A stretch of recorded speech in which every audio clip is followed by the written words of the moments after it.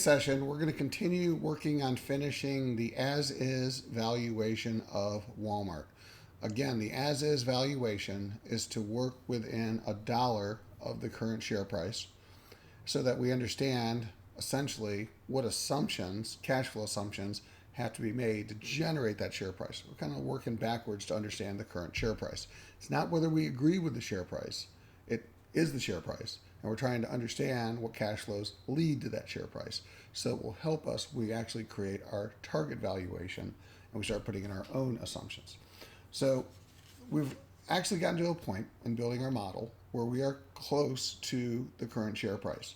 But there's a couple of things that we have to check, and this is where using some real world data can be of assistance. So one of the things we're going to do is we're going to look at the multiples in the real world to triangulate some of our assumptions for the valuation, right? Because multiples are just the rearranged key value drivers equation. So we understand what should actually create the multiples. So by working backwards from the multiples, we can actually validate some of the assumptions that we're using in our multiples. Now, some of the formulas that we're talking about will be covered in a later section of this class under multiples. But basically, what I want to look at first is this number right here, which is called the operating income, which is basically the Ebit. And I want to look at estimating an Ebit margin into perpetuity. Okay? And to do that, believe it or not, the trading multiples of a company help us understand that. So what we're going to do with our models, we're going to go back to the assumptions page. And what we're going to do is we're going to look at the enterprise value to revenue multiple, and we're going to look at the enterprise value to EBIT multiple for the company. And if we actually take the enterprise value multiple for revenue and divide it by enterprise value to EBIT, what we actually get is a perpetuity estimate of EBIT margin. Okay. So again, this is a preview of what you're going to see in the multiples section. This is the key value drivers formula, and this is the derivation to get to enterprise value to sales equals the EBIT margin times enterprise value to EBIT. So if you take enterprise value to sales or revenue and divide by enterprise value to EBIT, you actually end up with margin, which is EBIT margin. Okay. So essentially sitting there in plain sight is an estimate of our EBIT margin. Now, when we look at multiples, we care about forward multiples, not historical multiples, because we care about future cash flows, not past cash flows. So again, we need a data service like Bloomberg to help us with that. So what we're going to do is we're going to go back to, and since we're doing this all based on the valuation as of Monday, is we're going to go back to our EEO. And on our EEO screen, we have down here the forward multiples for these multiples for Walmart. And so again, the convention is this is forward year 1, okay? This is actual, forward year 1, forward year 2, forward year 3, forward year 4, okay? So the current year, forward year 1, is often a mixed year, which means it's right now, their fiscal year starts in February. Right now, it's October. So we have some past, and essentially November until January would be future. So this is a mix of about 9 months of real data and about 3 months of data to be forecasted, and that's a forecast for this year. Forward year 2 is 12 months of forecasted data. I haven't done anything in this fiscal year. So typically what we'll do is we'll say the first full year of forecasted data, FY2, is the one that we care the most about for the multiples. It's more representative and standardized than this year, which is a mixed year. So again, we're going to use FY2.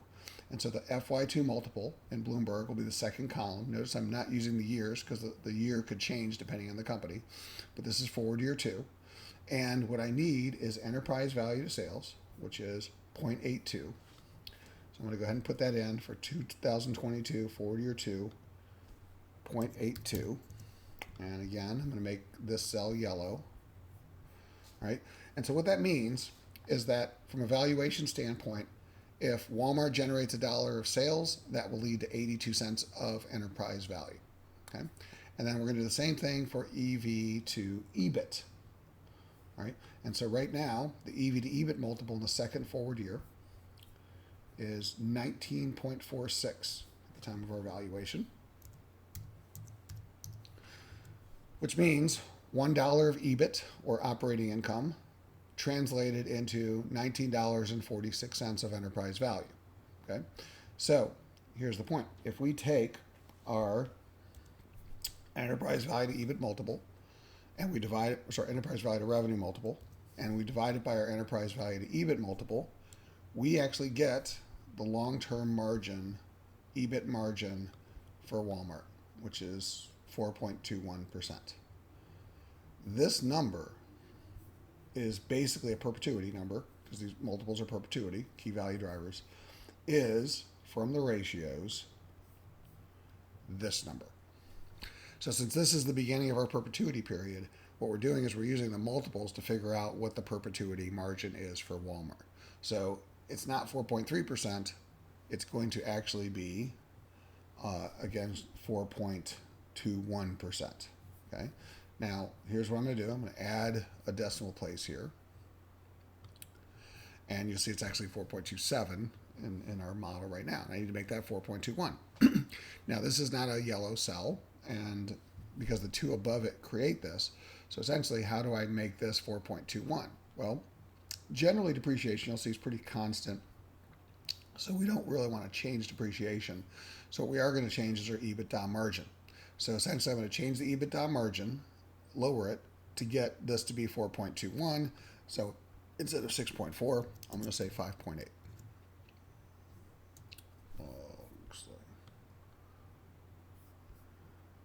Actually, I need 6 basis points. So it's more like 6.3, sorry. 6.31. All right, that's 4.21, and I'm now matching this 4.21. Okay, so long story short, we're basically using the multiples to figure out what this number should be in perpetuity. Okay, which we were pretty close, by the way, and then we're adjusting the EBITDA to basically make this in our model match what the multiples tell us it should be. Okay, so we're just one step closer to understanding the value of the company. Now, again, it's not going to change the share price too much, and most importantly, we're already kind of in the ballpark. But here's the point: for these 4 years, we actually have a pretty good sense of what the margins are going to be from the analysts. For this year, we now know what the margin is from the multiples. So we only just need something in here, right? And so essentially, I'm going to say that, given 4.3 going to 4.21, I don't think this year being 4.3 or 4.2 is going to make too much of a difference to our valuation. So I can leave that alone. But this is basically going to be a bridge between these two. Okay? So again, we now have forecasted our tax rate for Walmart. We forecasted our EBIT for the perpetuity, working backwards to an EBITDA. We'd use the EEO to forecast the revenue growth rates and EBITDA. So the only other number that we kind of worked backwards to was the G, because we're left with these 2 out years of growth and we're left with our G. Did we get a realistic G for the company? Well, there's again another way to validate this, right? So once again, I go back to my formulas, and this is the formula for enterprise value to EBIT. And so here's the point. We have an enterprise value to EBIT, 19.46. We have a tax rate. We have generally a guess of an ROIC, and we have a WACC. So we can actually solve for the G to make sure that the enterprise value to EBIT works out to 19.46. So again, by using the multiples and working backwards, we can make sure that our estimate of G seems reasonable. So what I'm going to do is I'm going to take that equation over here, and I'm going to say, okay, we have our enterprise value to EBIT multiple right here. Okay, so I'm just going to, so you see this enterprise value to EBIT multiple right here, and I'm just going to copy that down just to see what we're solving for. And I'm not going to retype it in because that's just the number right there. And then what I'm going to do is I'm going to say, what do we have in our model? Enterprise value to EBIT. Okay, this is the one that we're about to calculate. Okay, using all the assumptions that we have in our model to make sure that we have the right G. And so, what are the other parts of that equation? All right. Well, first of all, and I'm just going to collect these from my model. I need a G. I need a tax rate. I need a WACC. And I need a continuing value ROIC. So again, I could have built the formula by just scrambling it out to the actual pieces of the puzzle, but just so you can see what I'm assembling here, I'm recopying those formulas here so you can see the formulas. All right, so where's my G? My G is here, the 0.85%. What is my tax rate? Well, my tax rate, I'm using my perpetuity tax rate, which is here, cell M10. Okay. What is my WACC? Well, I'm using the WACC up here, 4.4. And what is my continuing value ROIC? I'm using continuing value ROIC here, which is B6. So again, I could have built this formula that we're about to build by putting all the pieces together without moving them all here, but I just wanted to see what I'm assembling. So I have the pieces for this formula to make sure that I can solve for an enterprise value to EBIT using what's in the model. And so again, if I solve following that equation, you can see what I'm about to do here. So what I'm going to do is I'm going to take equals 1 minus the tax rate here times left paren 1 minus the G divided by the ROIC right paren. Okay, just following it over here. And I'm going to take all of that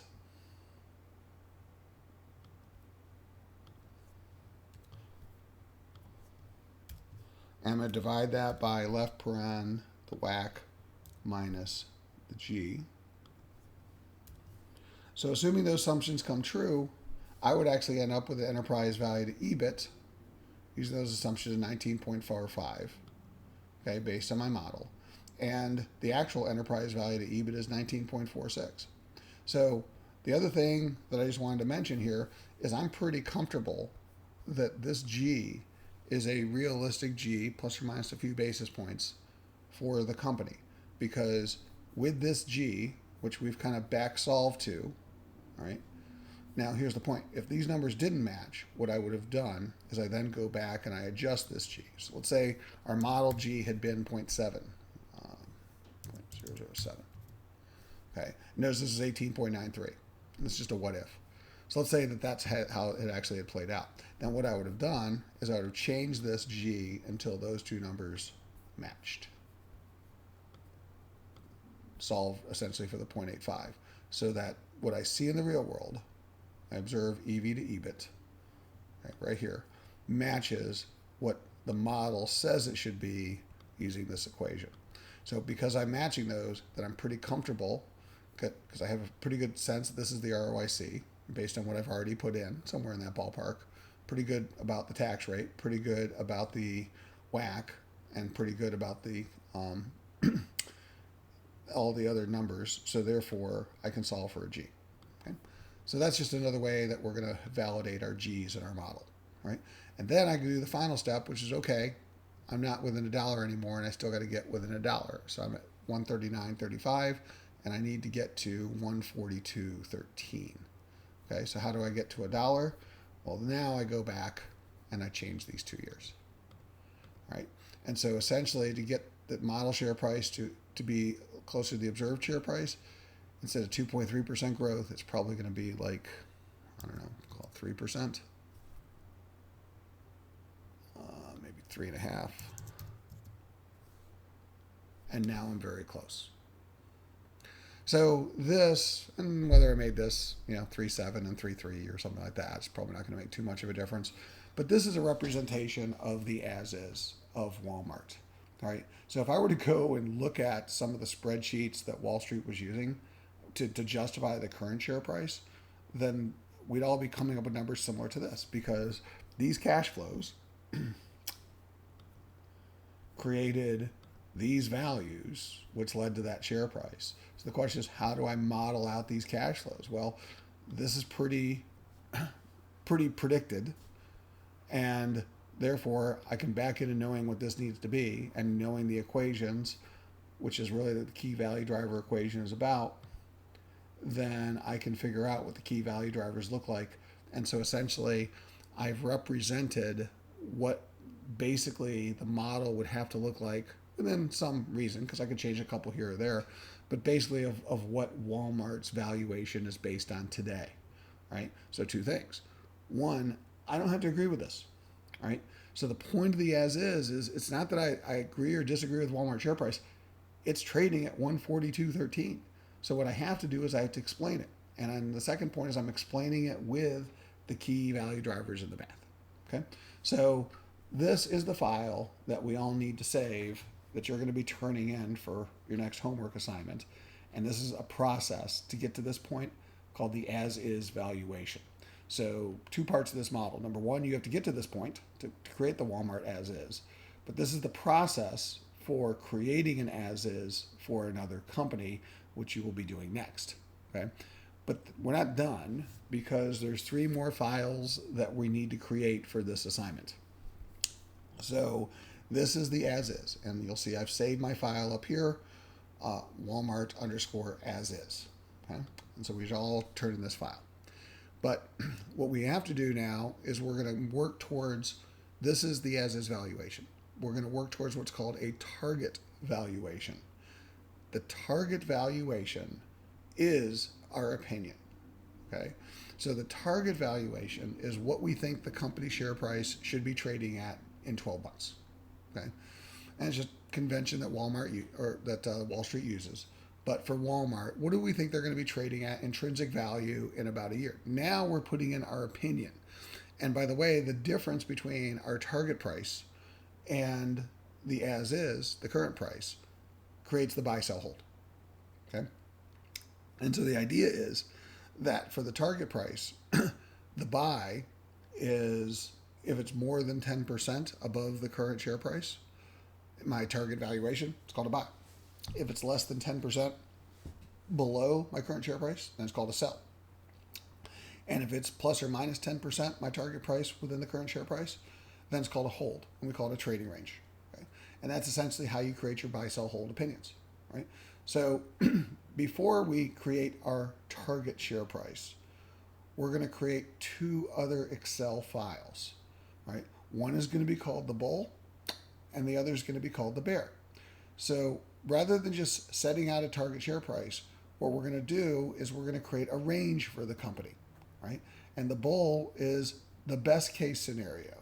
So basically, if everything goes right for Walmart, how good could it be, realistic right, in the next 12 months, right? That is our bull scenario. So what's my real upside here for Walmart, right? And then we do the same thing. We then do a scenario where we say, what's the bear case? What's the bad news? If everything goes wrong for Walmart, how bad could it get?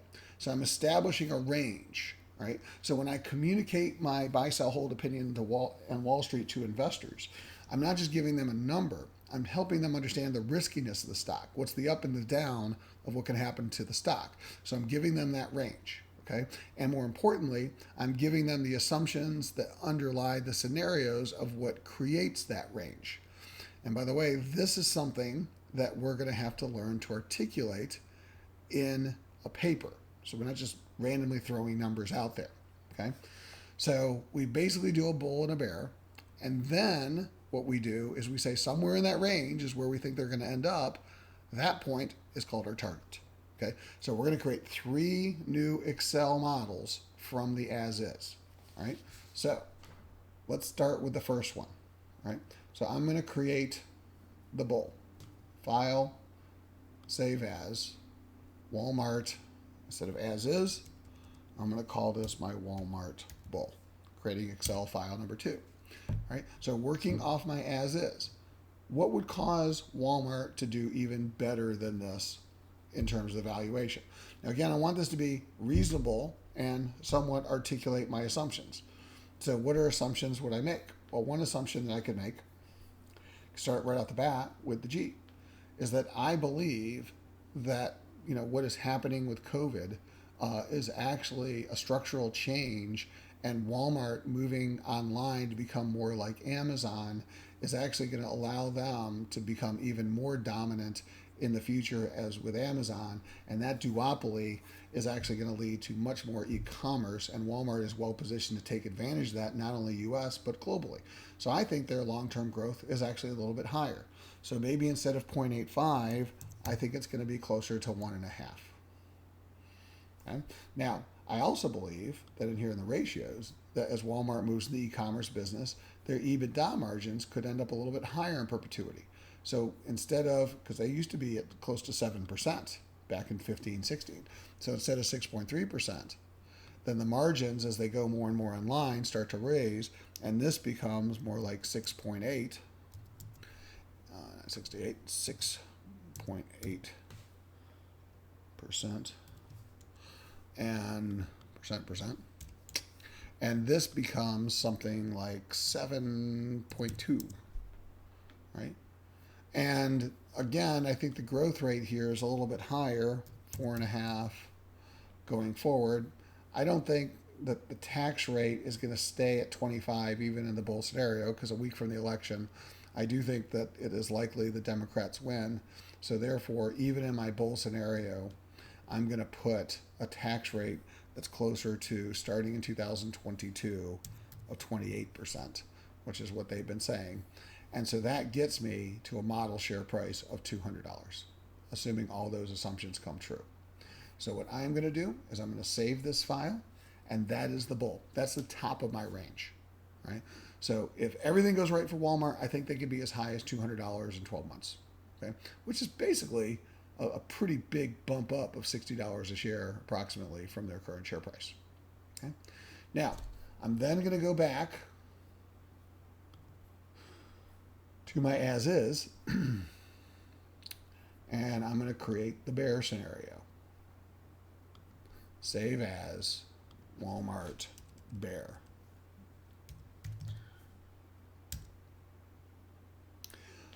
The opposite is true.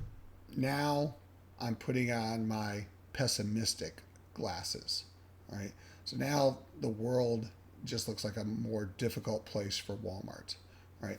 And I see them struggling more, which means their growth rate longer term is probably going to be a little bit more sluggish, because competition will get more intense, and other firms like Alibaba, etc., which are becoming more global, will challenge the e-commerce space, causing Walmart not to be successful.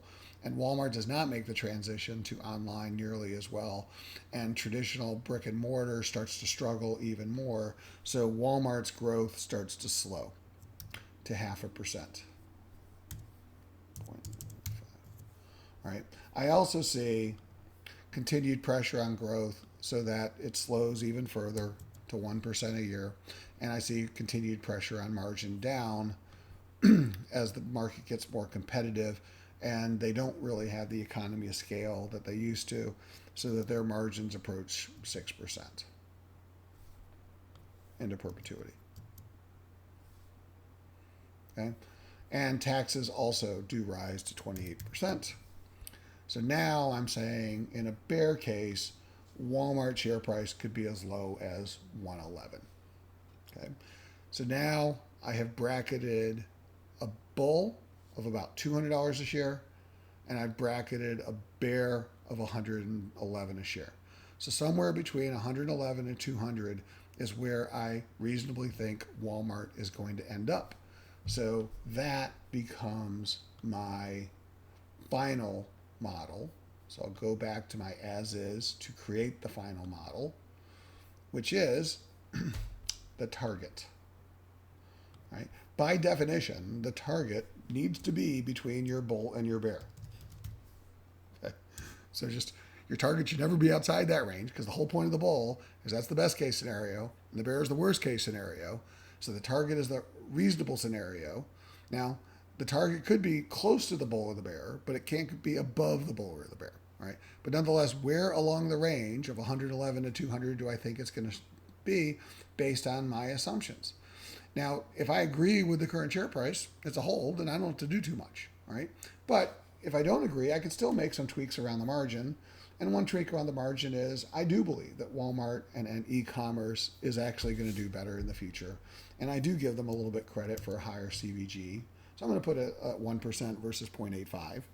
I also do think that Walmart's margins are going to start to improve a little bit over time as they get more online, as Amazon's have started to do with economies of scale.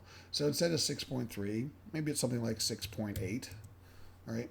And maybe 6.5, right? Because they are starting to get some leverage going beyond the store with their business, and that their growth is going to be that much higher, but it will be slightly higher. So maybe closer to 4% versus 3.5%, right? And I think that the share price for Walmart could get as high as 167 on 168, rounding off on a reasonable basis. And so basically, if I think about 10%, that's more than $14 slightly. So therefore, I put Walmart on the verge of a buy. So I put a buy rating on Walmart for the reasons that I just said. Okay. Now, again, you could disagree with me because we're predicting the future. And one thing about the future is there's no guarantees, right? So ultimately, what you have to do with the target is you have to give me your opinion. And it has to be somewhat based on facts, and you have to give a story, and it has to be a believable story given what we see in the real world. And that's the process that we're going to practice for creating these models. Okay? So how does this apply to your homework assignment, right? So your homework assignment for homework 8 involves the following. You have to submit 4 files. You have to give me a matching as is. So you have to match in the as is file this model exactly, which has this share price of, in the model, of 142.35. Okay, just to make sure we all have the same models, because you have to add in this part to the model that we were working on previously, and you have to add in the forecast for operating income and then adjust these growth rates. Okay, that has to be exact. But then you're going to have to create your own bull, bear, and target. You don't have to exactly match my bull, bear, and target. You could come up with a slightly different bull, bear, and target, but you have to create 3 more Excel files. A bull, and put in the assumptions for the bull, a bear, put in the assumptions for a bear, and a target, put in the assumptions for a target. And here's the final piece. You have to write up those assumptions in a paper of a minimum of 500 words. That paper is due along with the 4 Excel files on Monday at 10 a.m. for all sections. So your assignment is the 4 Excel files, the as is that matches, plus the 3 other models, the bull, the bear, and the target for Walmart, with your assumptions and your story. And then you have to explain those assumptions for each model in the write-up. So for example, you have to explain the as is, we all got here, but you have to explain the bull. What did you change for the bull and why? I changed the G. I changed the revenue growth rate. I changed the EBITDA margin. I changed the tax rate or left the tax rate alone. And that's what I have to mention as I go through this model, right? So the other implied assumption I left around here is I didn't change invested capital to sales. I've left that alone. I'm not messing around with the balance sheet in any of my models. But you could. You could change the balance sheet. You could say, because they're going more online, I'm lowering net fixed assets. But essentially, you have to have a rationale for what you change. And you have to have a rationale for the changes of the key drivers that you're changing in the bull. You then have to write up what you're changing and not changing for the key drivers in the bear. And you have to write up what changes you made for the target. That is what you have to put in a paper of no less than 500 words with those 3 sections explaining each one of those models. So your homework assignment would be 4 Excel files, 1 that matches, 3 that you create, and 1 paper explaining, as you go from the other 3, the bull, the bear, to the target, what you changed and why. And then we'll discuss this fully in class on Monday. Okay, that's your assignment for today. Good luck. And if you have any questions, remember TAs have office hours.